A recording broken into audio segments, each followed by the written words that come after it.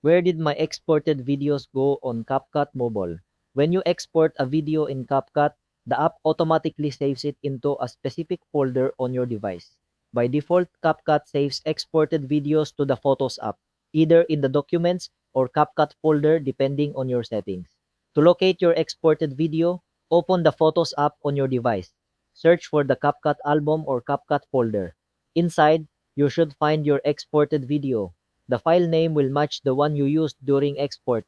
If you want to change where your videos are saved, tap on the Settings button in CapCut before exporting. Under Export Settings, you can select a new folder to save your video. Make sure you are searching for the correct file type.